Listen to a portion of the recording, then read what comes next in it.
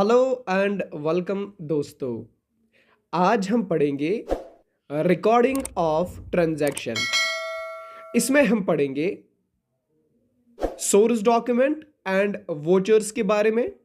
ये छोटा मोटा टॉपिक आपकी बुक ने दिया है, एनसीईआरटी ने दिया है, लेकिन अगर आप चाहते हैं कि इसको हम डिटेल्ड पढ़ें, क्योंकि इसमें बहुत सारे टॉपिक्स जो है वो यहाँ पे मेंशन नहीं किए गए हैं, यानी वोचर्स के रिलेटेड बहुत सारे टॉपिक्स हैं वो मेंशन नहीं किए गए हैं।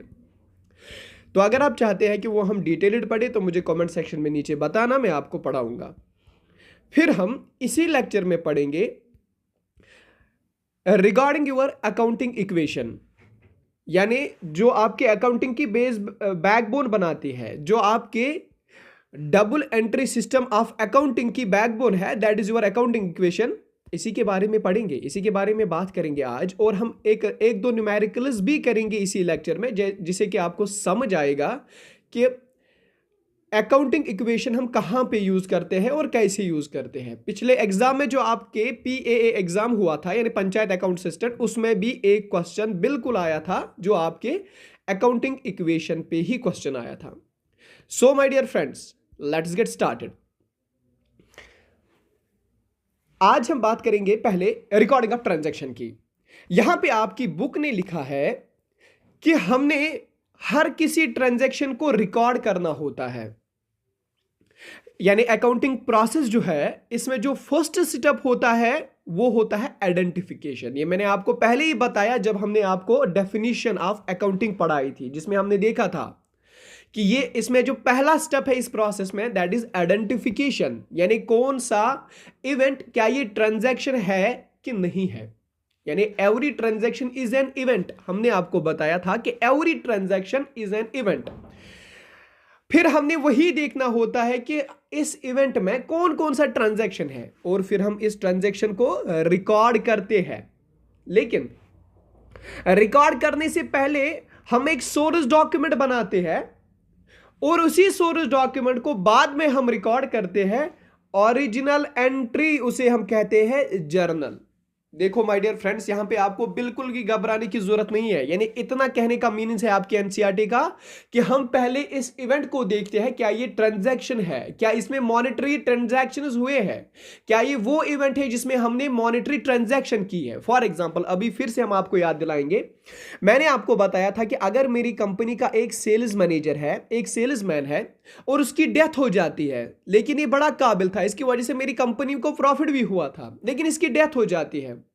बट माय डियर फ्रेंड, क्या हम इसे रिकॉर्ड करेंगे अपने बुक्स में? नहीं नहीं नहीं नहीं रिकॉर्ड करेंगे, क्योंकि it is just an event, it is not a financial event, it is not an transaction. इसी वजह से हमने ढूंढना होता है कि कौन ट्रांजैक्शन है और कौन ट्रांजैक्शन नहीं है। पहला काम हम करते हैं, दैट इज आइडेंटिफिकेशन।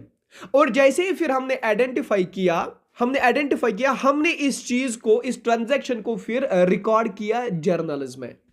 सर ये जर्नल क्या होता है? माय डियर फ्रेंड, हम पढ़ाएंगे आपको इसी एनसीईआरटी सीरीज में, एक दो दिन में ही पढ़ाएंगे जर्नल क्या होता है। लेकिन फिलहाल आप इतना याद रख लीजिए कि जर्नल का एक और नाम है, that is original entry, the book of original entry. या अगर आप यहां पे एक फैक्चुअल पॉइंट, एक रट्टा मारोगे, तो यहां पे एग्जाम के लिए एक बड़ा काम आएगा, that is journal is equal to OPD entry. यानी ये तो याद रहेगा ना, जैसे हम हॉस्पिटल्स में जाते हैं वहां पे हमें ओपीडी एंट्री करते हैं, इसी तरह से आप इसका भी कोड याद रख लीजिए, OPD entry, that is O means original entry. यानी अगर आपको कल एग्जाम में क्वेश्चन आया, which of the following book is an original entry of bookkeeping, that is your journal. इसी तरह से P stands for prime entry, it is a book of prime entry, ठीक है। And D stands for diary entry या daily basis entry, ठीक है। So here the word OPD is equal to journal, ठीक है। सो माय डियर फ्रेंड, यहां पे हम इतना याद रखेंगे कि जब हम इस रिकॉर्ड को अब देखते हैं, फिर हम इसको रिकॉर्ड करते हैं। पहले जब हम आइडेंटिफाई करते हैं ट्रांजैक्शन को, फिर उसको हम रिकॉर्ड करते हैं कहां पे? जर्नल में रिकॉर्ड करते हैं। ये जर्नल क्या चीज होता है पढ़ाएंगे इसी लेक्चर में, लेकिन फिलहाल अगर हम अभी पढ़ाएंगे तो ये लंबा टॉपिक खींचेगा, जो हमें बिल्कुल भी जरूरत नहीं है।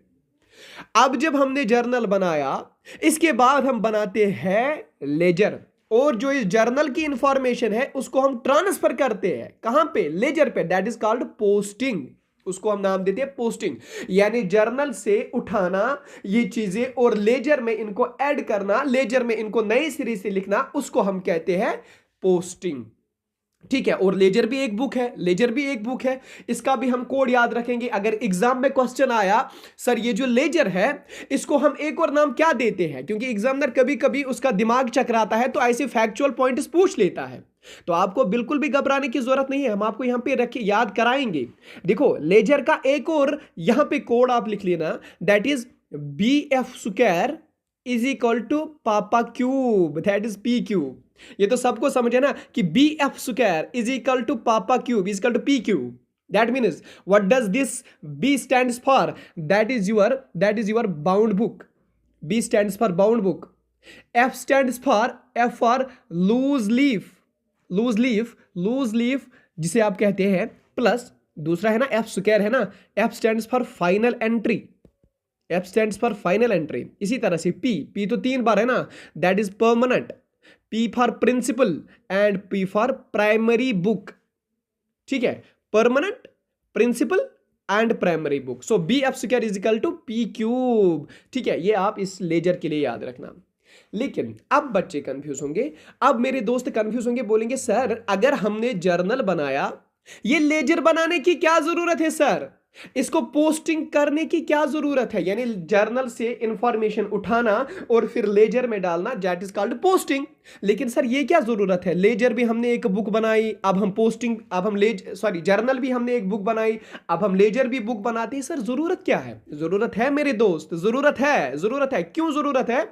वो इसलिए क्योंकि इस जर्नल में हमने सारी चीजें अमलगम करके लिखी है, कोई अलग अलग अकाउंट नहीं बनाया। फॉर एग्जाम्पल कैश का कोई अलग अकाउंट नहीं है, फर्नीचर का अलग अकाउंट नहीं है, फॉर एग्जाम्पल एक्सपेंडिचर का कोई अलग अकाउंट नहीं है, सारी चीजें एक साथ एक ही बुक में अमलगम करके लिखी है। लेकिन अब हमने सीव करना है, अब हमने छानना है, अब हमने जर्नल से चीजें उठानी है जो सिर्फ कैश अकाउंट में है, और लेजर में सिर्फ एक अकाउंट लिखना है कैश अकाउंट, उसी में कैश अकाउंट की सारी डिटेल्स रखनी है।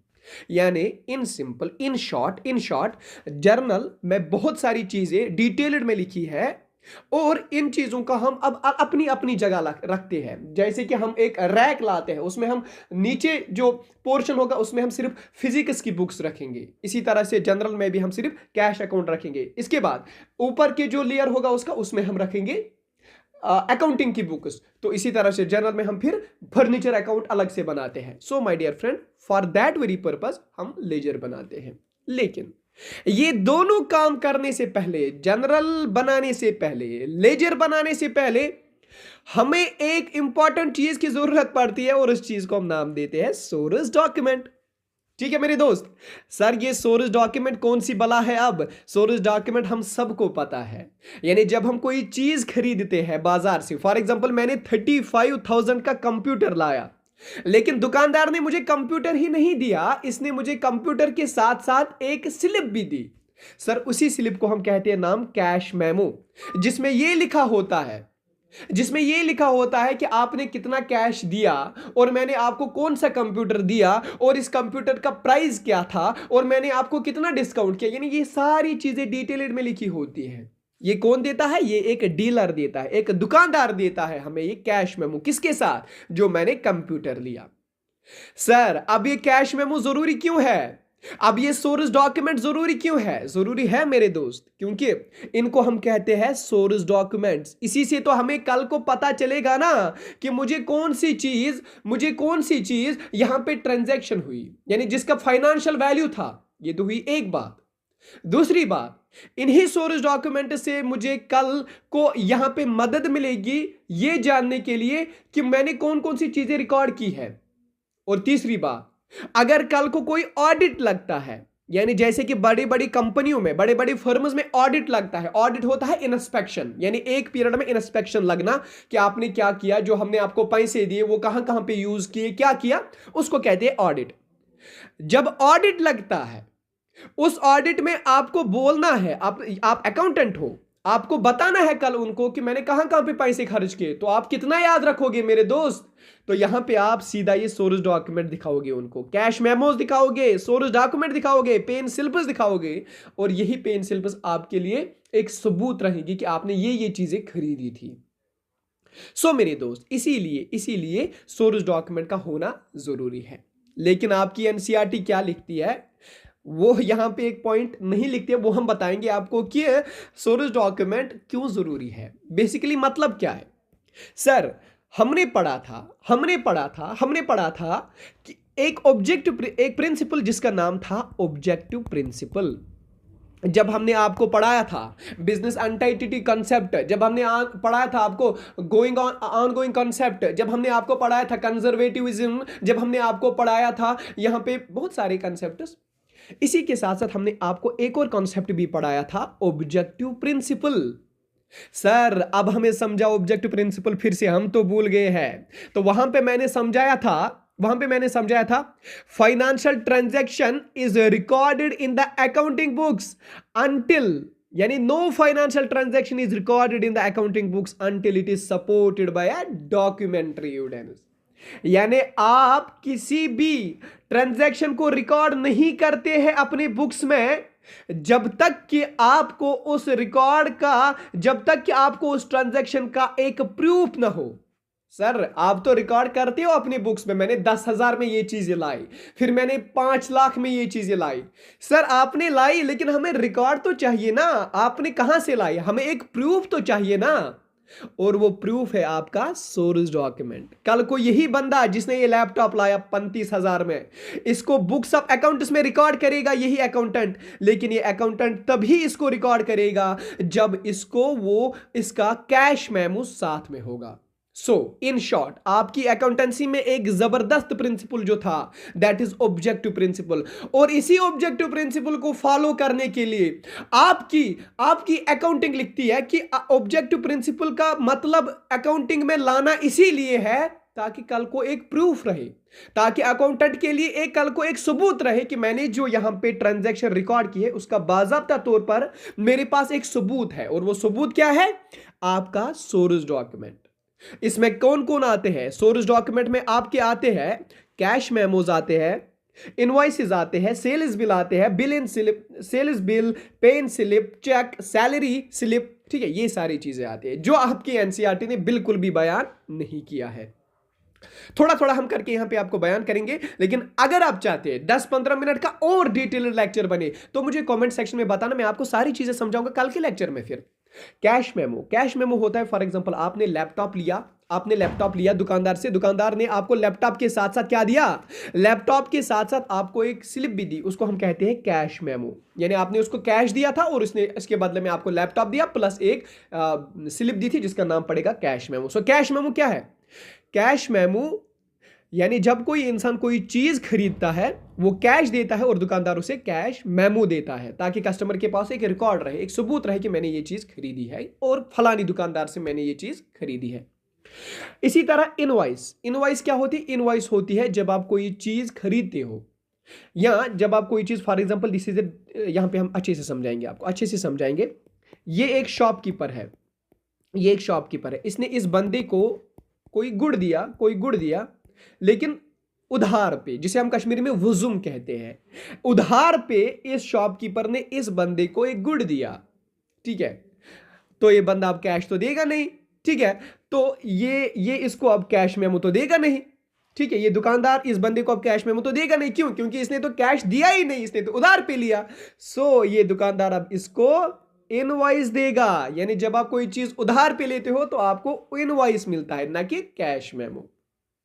इसी तरह से सेल्स बिल, इसी तरह से पेन स्लिप, इसी तरह से चेक, इसी तरह से सैलरी स्लिप। अगर आप चाहते हैं हम आपको पढ़ाएंगे तो मुझे कमेंट सेक्शन में बताना, मैं आपको डिटेल्ड ये सारी बातें बताऊंगा। ओके माय डियर फ्रेंड, अब आपकी एनसीईआरटी लिखती है कि वो डॉक्यूमेंट जो एक एविडेंस प्रोवाइड करती है हर किसी ट्रांजैक्शन की, उसको हम कहते हैं सोर्स डॉक्यूमेंट या वॉचर। लेकिन ये बात बिल्कुल भी सही नहीं है। सोर्स डॉक्यूमेंट और वॉचर दो अलग अलग चीजें हैं, ठीक है मेरे दोस्त। यहां पे आपकी एनसीईआरटी ने ये लिखा है कि वो डॉक्यूमेंट जो हम प्रोवाइड करते हैं ताकि हमें एक एविडेंस का, ट्रांजैक्शन का एविडेंस रहे कि ये ट्रांजैक्शन हुई है, इसका एक सबूत रहे, बाकायदा तौर पर इसका एक सबूत रहे, तो हम उसको सोर्स डॉक्यूमेंट या वोचर कहते हैं। लेकिन कल को आपके एग्जाम में क्वेश्चन आएगा कि क्या हम उसे सोर्स डॉक्यूमेंट और वोचर कहते हैं, तो आप लिख लेना हाँ, क्योंकि आपकी एनसीईआरटी लिखती है, हम कोई क्लेम ही नहीं कर सकते। लेकिन अगर हम आपको असल बात कहेंगे तो असल बात यह है कि सोर्स डॉक्यूमेंट और वोचर दो अलग अलग चीजें हैं। देखो मेरे दोस्त, यहां पे हम थोड़ी सी डिफरेंस बताएंगे आपको सोर्स डॉक्यूमेंट और वोचर की। पहले वो सोर्स डॉक्यूमेंट बनता है, बाद में वोचर बनता है, ठीक है? ओके। सोर्स डॉक्यूमेंट में ट्रांजैक्शन की पूरी डिटेल्स होती है, यानी इस बंदे ने लिया लैपटॉप, इसने 35,000 कैश दिए, इसने मुझे इस टाइम पे कैश दिया, मैंने उसको ये लैपटॉप दिया, इस कंपनी का लैपटॉप दिया, मैंने इसको ये कंसेशन किया, यानी ये सारी डिटेल में लिखा होता है इस ट्रांजैक्शन के बारे में। किसमें? सोर्स डॉक्यूमेंट में। लेकिन वोचर में हम क्या करते हैं? वोचर में सिर्फ हम एक ही काम करते हैं, एक तो डेबिट और क्रेडिट, यही दो अकाउंट्स लिखते हैं, इन्हीं दो अकाउंट्स के बारे में बात करते हैं, डिटेल्ड इंफॉर्मेशन नहीं लिखते। यानी कहने का मीनिंग ये है कि पहले सोर्स डॉक्यूमेंट आता है, फिर वोचर बनता है, ठीक है? तीसरी बात, इस सोर्स डॉक्यूमेंट को, इस आपके सोर्स डॉक्यूमेंट को यहां पे आपका वो पर्सन साइन करता है जिसने आपको ये दिया। फॉर एग्जांपल दुकानदार ने आपको दिया तो दुकानदार साइन करेगा। लेकिन मेरे दोस्त, वोचर डॉक्यूमेंट पे साइन आपका अकाउंटेंट करता है और इस कंपनी का मैनेजर करता है, इस कंपनी का मैनेजर या मालिक करता है, ठीक है? एक और डिफरेंस, ये एक एविडेंस होती है ट्रांजैक्शन की, लेकिन voucher is an evidence of recording. यहां पे हमने दुकानदार से पहले लिया ना, तो ये तो ट्रांजैक्शन हुआ ना, यानी ट्रांजैक्शन का सबूत। यहां पे रिकॉर्डिंग का सबूत, यानी कल को आप अपनी कंपनी को बताओगे कि इतना प्रॉफिट है, इतना लॉस है, क्योंकि हमने इतने चीज खरीदे थे, इतना ये हुआ था, तो कंपनी बताएगी ना, अरे भाई मुझे सबूत दो। जब कंपनी अपने अकाउंटेंट से सबूत मांगेगी तो वो सबूत होगा आपका वोचर, यानी अकाउंटेंट उसको सबूत देगा एज ए वोचर। लेकिन जब अकाउंटेंट को सबूत की जरूरत पड़ेगी कि मुझे सबूत चाहिए आपने कितने में ये माल खरीदा, अगर अकाउंटेंट को सबूत चाहे तो अकाउंटेंट को क्या पड़ेगा जरूरत? अकाउंटेंट को सोर्स डॉक्यूमेंट की जरूरत पड़ेगी। लेकिन अकाउंटेंट को अगर खुद को, मैनेजर को सबूत देना होगा तो अकाउंटेंट उसको क्या दिखाता है? वोचर। लेकिन अगर अकाउंटेंट खुद श्योर नहीं है तब अकाउंटेंट क्या चेक करता है? पहले सोर्स डॉक्यूमेंट, ठीक है?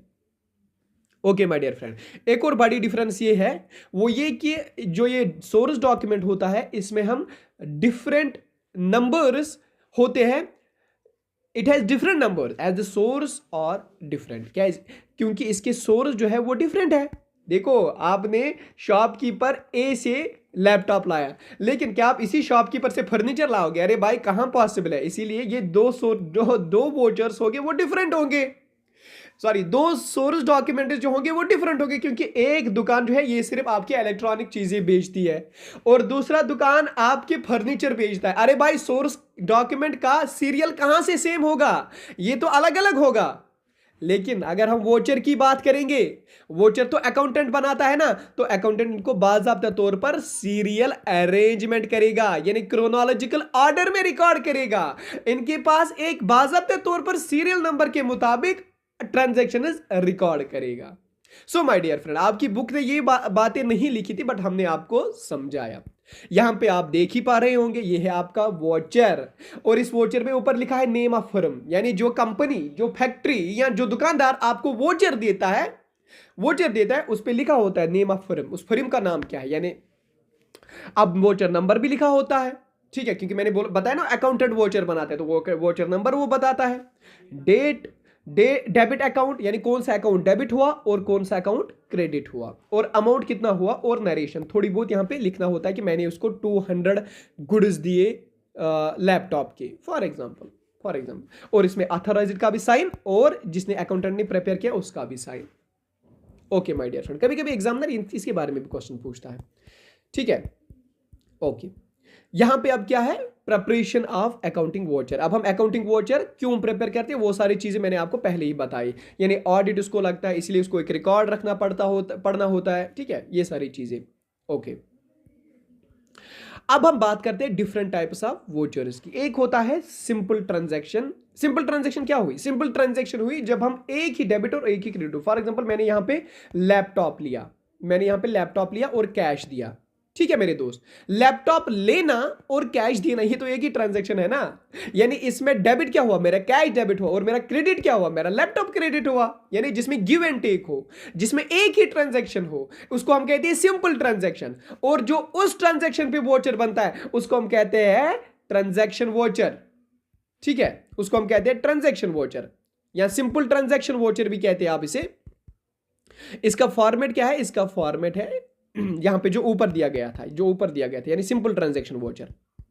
अब हम बात करेंगे कंपाउंड वोचर की, और फिर हम बात करेंगे कॉम्प्लेक्स वोचर की। देखो कंपाउंड वोचर क्या होता है? कंपाउंड वोचर होता है, यहां पे आप देख लीजिए पहले। ठीक है, ऐसे वोचर नंबर, क्रेडिट अकाउंट क्या है क्या नहीं है। देखो यहां पे आप मेरे दोस्त देख ही पा रहे होगे ना, क्रेडिट अकाउंट यहां पे 1 लिखा है, और यहां पे डेबिट अकाउंट कितने? 1 2 3 है ना मेरे दोस्त, डेबिट अकाउंट 3 लिखे। यानी इन शॉर्ट कंपाउंड वोचर उसको हम कहते हैं जहां पे हम एक क्रेडिट अकाउंट लिखते हैं, लेकिन डेबिट बहुत सारे अकाउंट्स होते हैं। यानी एक क्रेडिट की वजह से बहुत सारे डेबिट्स होते हैं, उसको हम कहते हैं कंपाउंड वोचर। यानी क्रेडिट अकाउंट एक ही अकाउंट क्रेडिट हुआ, लेकिन डेबिट अकाउंट्स बहुत सारे बन गए।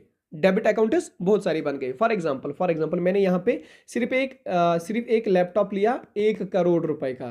मुझे पता नहीं 1 करोड़ का लैपटॉप बना भी कि नहीं। फॉर एग्जांपल अगर मैंने लैपटॉप लिया 1 करोड़ रुपए का, तो ये मुझे क्रेडिट हुआ लैपटॉप। अब मुझे डेबिट क्या होगा? फॉर एग्जांपल मैं यहाँ पे कैश दूंगा, मुझे कैश देना पड़ा, तो ये बना डेबिट अकाउंट। मुझे कल को ये मतलब 1 करोड़ रुपए मेरे पास नहीं थे कैश, तो मुझे कल एक बिल्डिंग बेचनी पड़ेगी, वो तो मुझे डेबिट हुआ। मुझे यहाँ पे कल फर्नीचर बेचने पड़े, वो डेबिट हुआ। सो एक क्रेडिट के लिए बहुत सारे डेबिट अकाउंट्स, उसको हम कहते हैं कंपाउंड वोचर।